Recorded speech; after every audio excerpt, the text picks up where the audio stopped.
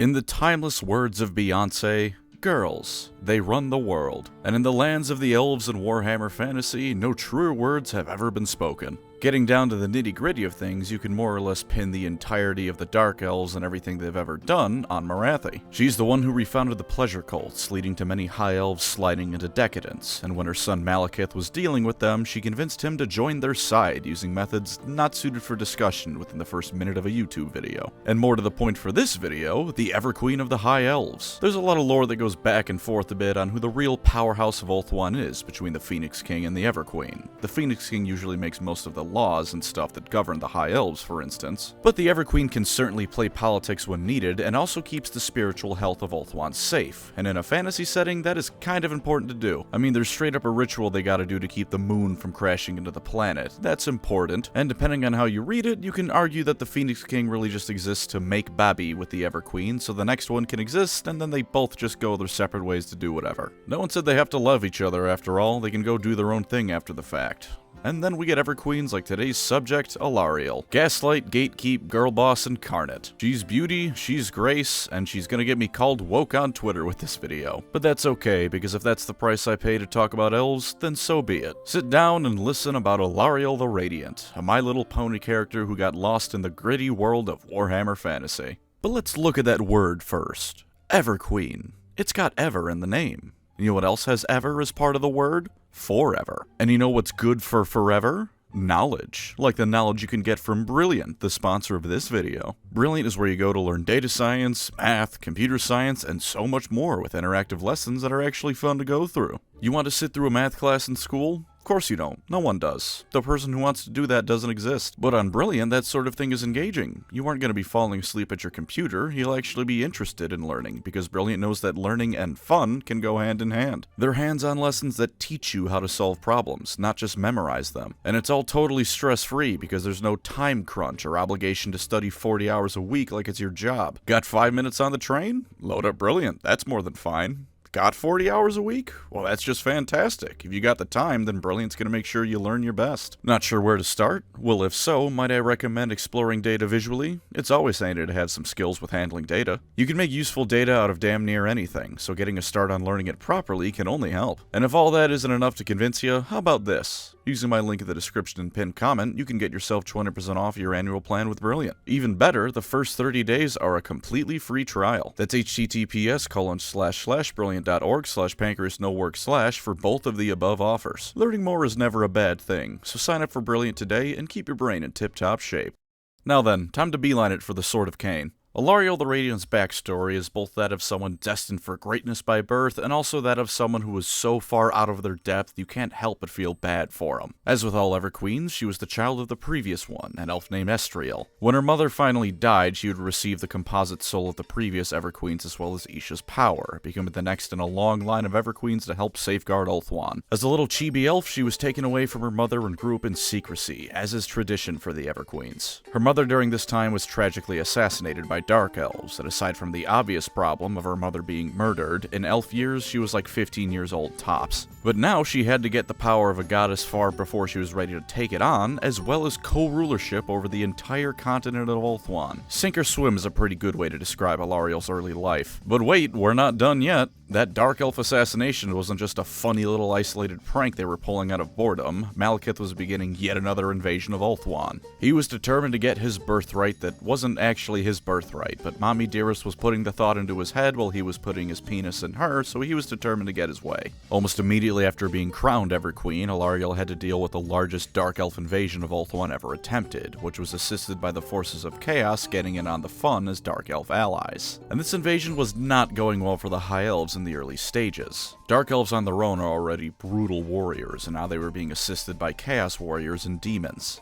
In fact, her coronation for all intents and purposes had its ending marked by a Dark Elf army interrupting it to come and take out the next Everqueen before she could come into her own. Alarielle is many things, but at this point she's not much of a warrior, so despite her maiden guard throwing themselves into battle, it looked like Alarielle was not to be long for the world. Thankfully for her and the narrative, however, Tyrion was here as well. And Tyrion is the heir of Anarion and an all-around kick-ass fighter. He grabbed Alarielle, grabbed his sword, and stabbed any Dark Elf who got in their way. A Witch Elf stabbed him with a poisoned blade, but Tyrion powered through and escaped with Alarielle, dark elves and demons hot on their trail. Everyone in Ulthuan, however, assumed that the pair was dead. This was worse than just being the morale sinker of having your leader assassinated too, because of how the Everqueen is responsible for the High Elves' spiritual health. If she's missing or dead, the High Elves are physically weakened. Elf magic nonsense, sure, but it's what they have to deal with. So everyone thinking she's dead means everyone has a sad so big it degrades their combat effectiveness. Everyone, that is, except for our favorite magical twink, Teclis. Him and Tyrion being elf twins mean they have some sort of psychic link or whatever, and Teclis knew his brother wasn't dead because of it.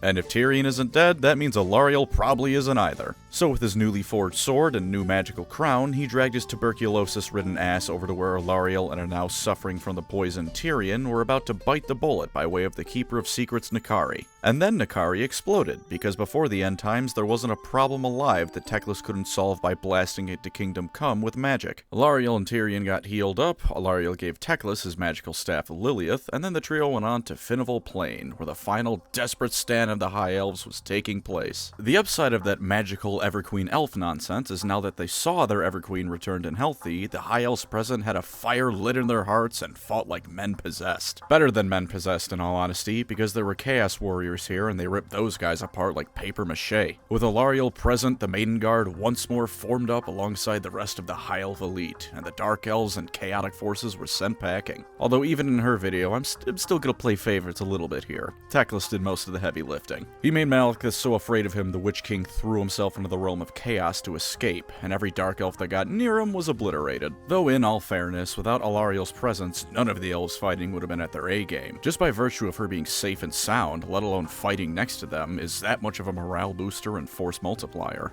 Oh, and at some point around this time, Tyrion showed her his Sword of Cain and they made Aliathra. We'll come back to her later. Now I might as well double dip a bit, since a video about Alarielle is gonna be about the Everqueen position in general. So here's a bit of the responsibilities an Everqueen has, and you can assume Alarielle tends to all of them. There was that whole business with keeping the moon from crashing into the world, gotta do that every 10 years. She has to go all the way to the Tower of the Sun located near Inn, so this isn't exactly a small little trip. Once a year, she also has to go into the mountains around Ulthuan known as the Anuli to keep Slaanesh demons out of the dreams of the High Elves. The Everqueen is also in charge of elf fertility rituals, which is important because elves do not frequently have children and are an overall dying race. Shinzo Abe would be proud, I'm sure. The fertility is beyond just the elves, though. Remember, the goddess soul bits inside of Alarielle are that of Isha, the goddess of fertility and life. The health of Ulthuan's food supply is also one of her responsibilities, so if you enjoy food, you better hope Alarielle is on top of things. But it gets even more extreme than that, because her very mood can determine the weather, especially in the home province of the Everqueen called Averlorn.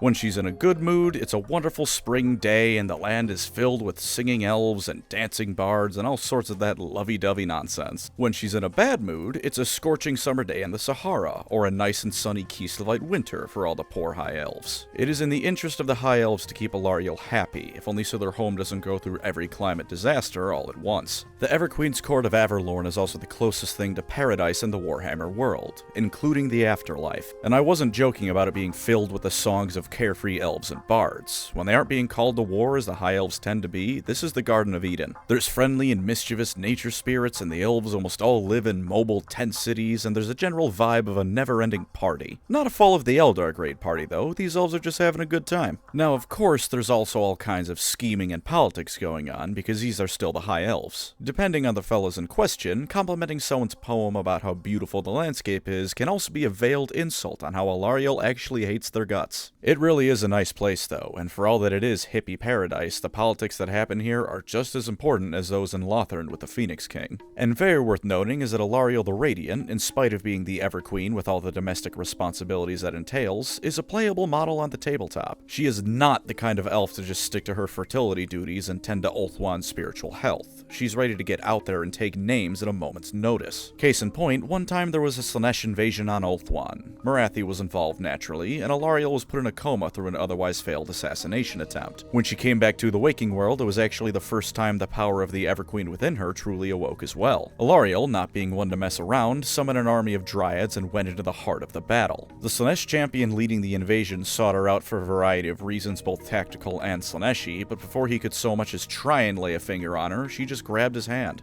In an instant, no more Slaanesh corruption. She saved the man's soul just like that. Of course, Slaanesh is rather territorial about her toys, so she started pouring her power into the dude while Alarielle was as well, and they got into a bit of a tug of war over the guy's soul. Eventually, Alarielle pulled out and the dude's soulless body turned into a massive chaos spawn, but I think that's more or less completely irrelevant. Irrelevant to showcasing her power anyways. They was still pretty relevant to the battle and they had to kill it. Alarielle went toe-to-toe with Slaanesh in a magical tug of war. Not a greater demon of Slaanesh, or the winds of magic, which were corrupted by Slaanesh. She fought Slaanesh one-on-one and got what she wanted out of it. Also worth noting is that even though Alarielle really wanted to kill him, she refused to, because if she could restore life rather than take it, she'll do that every time.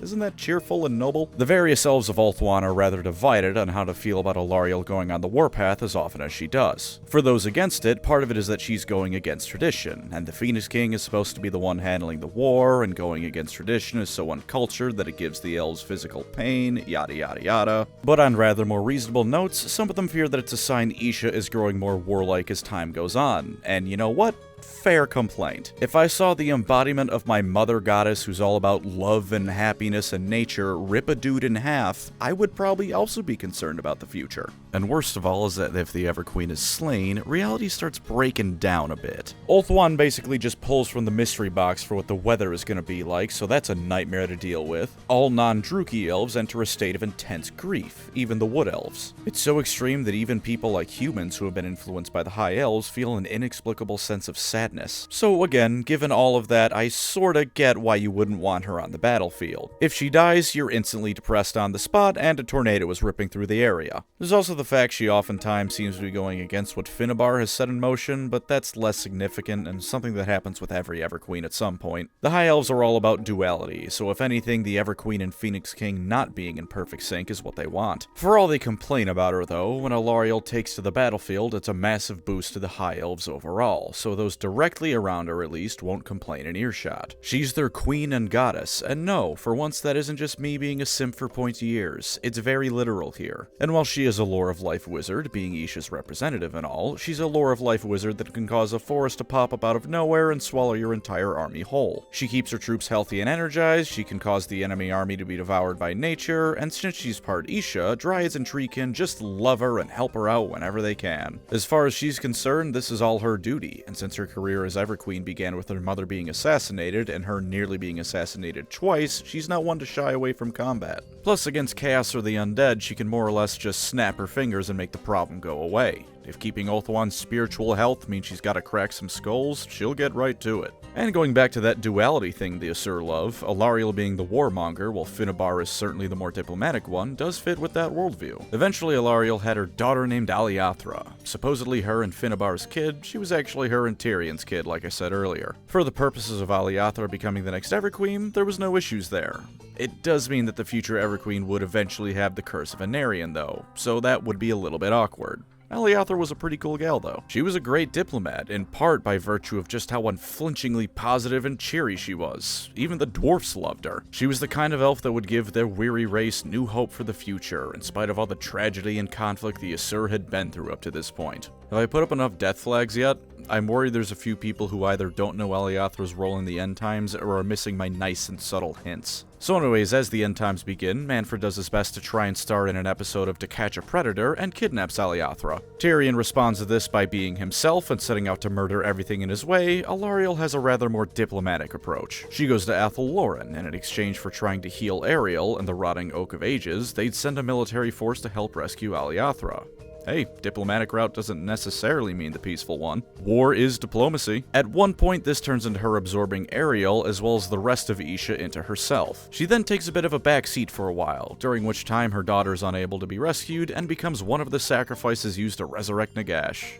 Rest in peace, Aliathra. You were a positive, happy-go-lucky little chibi elf, so naturally your only possible fate was a horrible, horrible death. At least you went out like a badass by refusing to rise to Mannfred's taunts and making him look petty and stupid. It was enough to even impress Arkan. Eventually, Alarielle returns home to find out that Malekith is apparently the rightful Phoenix King now, and there's a whole lot of people not too happy with that. She marries him in order to keep some semblance of peace and unity, which, while stupid, is also probably the best of a whole lot of bad options. I imagine she was just trying to keep as much unity amongst all the elves now as possible, given that Chaos was invading and Nagash had just come back. This does make Tyrion go nuts, though. His lover married his worst enemy, his daughter is dead, his friend Finnabar is dead, and it turns out his brother was the one to arrange quite a good portion of all of this in order to stop chaos. I can't blame him for being a little bit upsetty spaghetti. He drew the Sword of Cain and starts slaughtering elves left and right. Alarielle takes on Morathi, who in her madness thought Tyrion was her boy toy and Arryn reborn, and at one point she just starts turning elves into trees. Tyrion is eventually dealt with, Teclis tries to bind the winds of magic to all the elves around him, Morathi mucks it up, and he can only bind light to his staff, life to Alarielle, and shadow to Malekith. Ulthuan then sinks, and all the elves have to learn how to get along in Athel Loren. Nagash shows up, offers Manfred on a silver platter, and everyone accepts. Alarielle and Tyrion especially, because Manfred sort of got their daughter killed to resurrect him. Naturally, Nagash taunts Alarielle and Tyrion over this, because he is just awful, but they keep their cool. Alarielle more than Tyrion. Tyrion wasn't exactly happy, but he was willing to suck it up given the circumstances. Speaking of, though, Alarielle was pretty much the only elf willing to talk to Tyrion at this point, given his stunt with the Sword of Cain. During this time, Be'lakor wandered in and doomed the planned backup world, and as revenge, they used Alarielle's little ruby in her tiara to trap him. He eventually got free because he's doing stuff in AOS, but hey, it was good going for a bit. It came time for one final effort to save the world, and blah blah blah, Manfred stabs Gelt, ritual fails, world's consumed by chaos, and everyone dies. At least Alarielle got to have a somewhat peaceful end, all things considered. Her and Tyrion held hands while chaos consumed the world. It was nice. When she returned in Age of Sigmar, she was the goddess of the realm of life, Ghyren. Sigmar found her hibernating like a leafy bear and woke her up, since it was already like 1 in the afternoon and they had things to do. She was grateful enough towards Sigmar and joined his pantheon, and together they helped form civilization in the mortal realms, as all the gods in the Age of Myth did. Although sadly, Alarielle wasn't quite the same as before. The end times, the era between the two settings, and waking up alone had pretty badly traumatized her, and she would rarely spend time with her fellow deities. As far as I know, for instance, there's no indication that her and Tyrion have any sort of bond any longer. She wasn't even involved in helping get elf souls out of Slaanesh, and for God's sake, even Malekith and Morathi were helping with that. Instead, she planted soul pods. Old souls from fantasy, new souls from AOS, souls she found lying in a dumpster somewhere. All over Ghyren, she planted these soul pods, giving birth to the Sylvaneth. There were also a number of normal elves who came to live under Alarielle's protection, and all was good for a while. She even had another kid in a weird wood elf tree lady kinda way. Now make sure to pay real close attention to the mechanics of this in case it ever comes up in your own life. The way a life goddess reproduces is to cut off her hand, plant it in the ground, and eventually out pops a happy-go-lucky tree girl called the Lady of Vines. She was filled with all the cheer and energy Alarielle had lost, and she reminds me of Aliathra. So yeah, she fucking dies when Nurgle decides Alarielle is going in the jar like Isha did in 40k. Alarielle's down another daughter now, big rip. Then, as Nurgle is taking over Ghyren to make it all gross and icky, she dies. Most of the elves living with the Sylvaneth also fled for their own safety, so now they were down a leader and all of their friends. The Sigmarines, who had just recently taken reality by storm, replanted her own soul pod, and when she reawoke, she was properly ready to get back in the game. She realized retreating back into only protect Ghyren, A, wasn't sustainable, and B, was the same abandonment stunt the elves pulled on her. She ultimately forgave those new elves, although many of the Sylvaneth haven't, remade the Lady of Vines, replaced her hand with one made out of living wood, and then marched straight into the mostly Khorne-controlled realm of fire. And Khorne's forces, in spite of putting up a good fight, were getting crushed. In spite of Khornate's liking axes, they're a bit less effective on trees that move and beat you to death. Alarielle, for her part, was the wrath of nature given humanoid form, crushing and blasting foes all across the battlefield. The battle ended with Alarielle and the Sylvaneth, much like Sigmar and his Stormcast, pushing back the forces of chaos and beginning a campaign to not only secure Ghyren, but the rest of the mortal realms. Oh, and she also brought back Draika. You know, Draika, the insane dryad lady that hindered the forces of order during the end times at every possible opportunity. Desperate times and all that, I guess. As time has gone on in the Age of Sigmar, she's made multiple appearances of varying levels of impact. Relatively early on in the setting's history, she brokered peace between her Sylvaneth children and the cities of Sigmar's city of Greywater Fastness. It's a 19th century industrialist wet dream, which unfortunately means it's a nightmare of factory pollution. She was able to get them to somewhat limit their polluting in exchange for the Sylvaneth not wiping them off the map, although conflict does occasionally break out still. In Broken Realms, she opened the realm gates to the 8 points to allow a joint Stormcast and Daughters of Cain assault. Very interestingly, she only did it when Morathi asked her to and refused Sigmar at first, because apparently the Daughters of Cain had been staunch allies with the Sylvaneth for some time. I guess her and Morathi don't quite hate each other as much anymore, which is new. At some point she planted a seed that was the positive aspects of the old elf god Kurnos to be her consort, renamed Kurnoth. The negative aspects of him are in a place called the Weld, slowly gathering worshippers and gaining power all on its own. She is aware and trying to deal with this, but there's a lot on her plate, so it isn't going too well.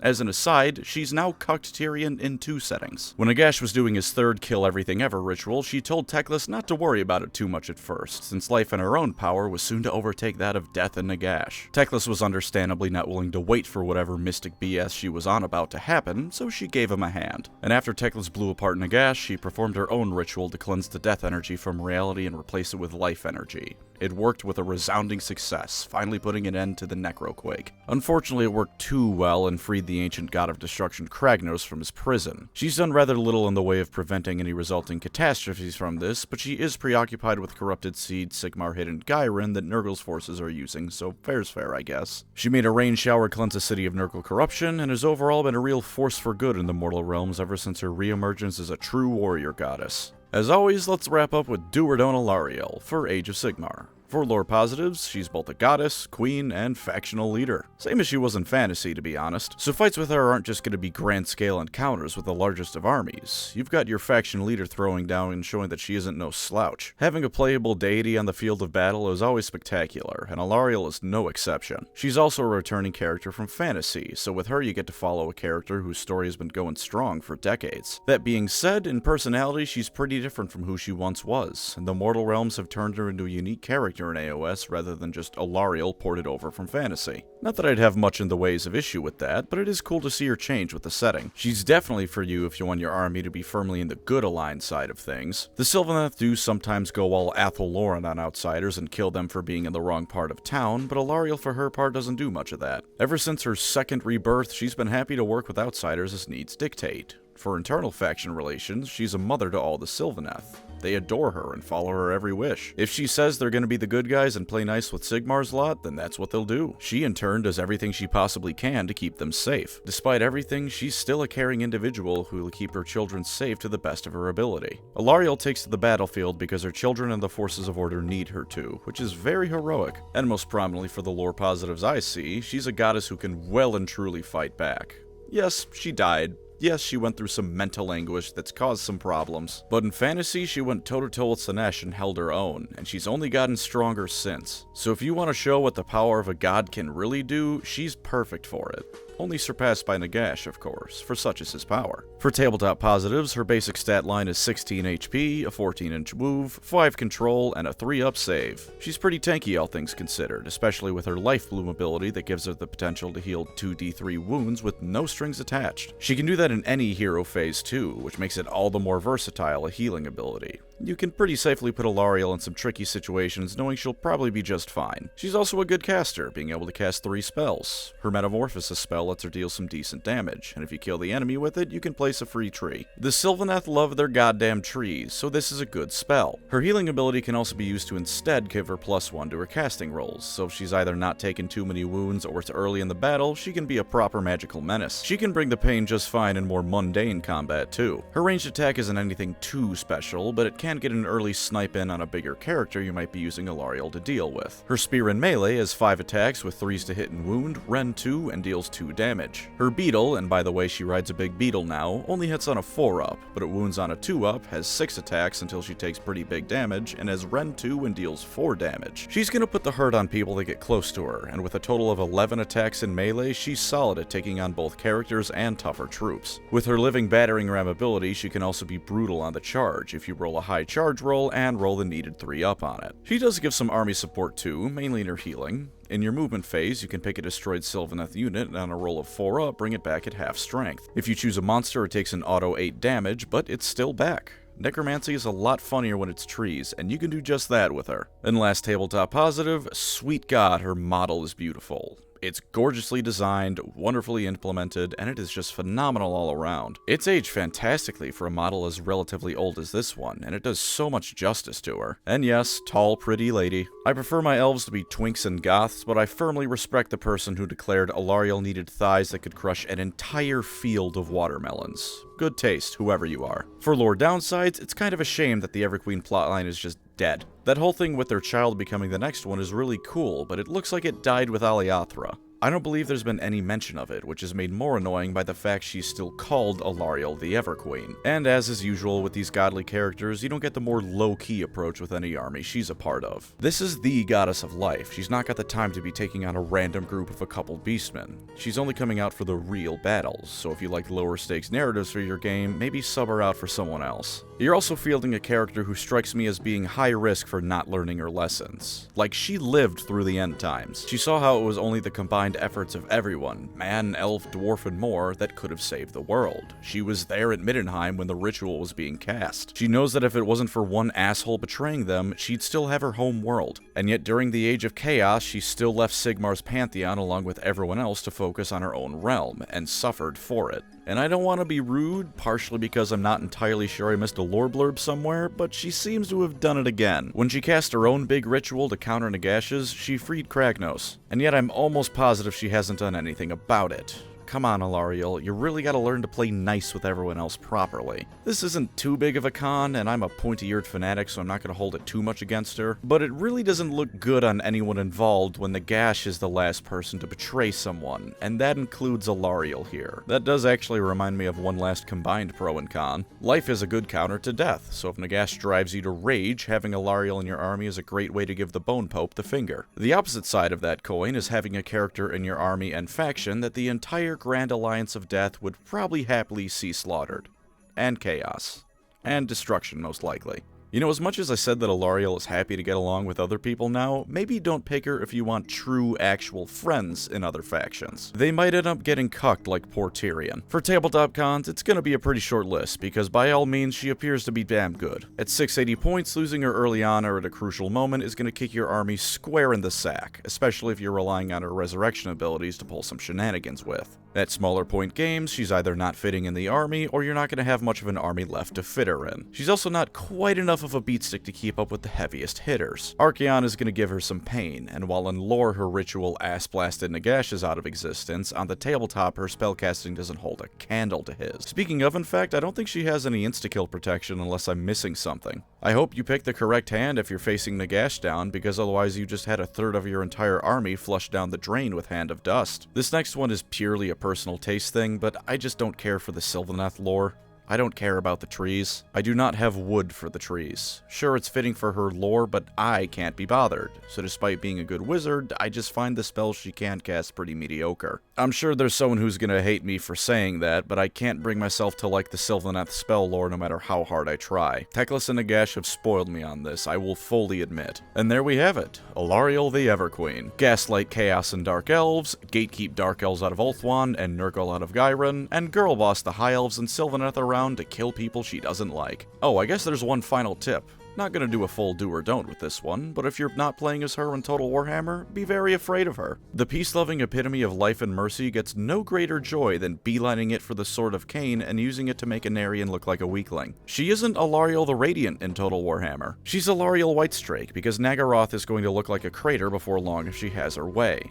Or she'll single-handedly kill Archaon, because she can just decide she's doing that now. Thank you to writer of Rohan / Orange of Drings for this lovely art piece, by the way. Sorry for butchering the ad. It's gameplay accurate. And as always, thank you to my wonderful channel members. You are the life magic to my Alarielle, letting me create all sorts of wondrous slop on this platform. If you'd like to support the channel, feel free to subscribe or become a member. Either way, thank you for watching, and take care out there.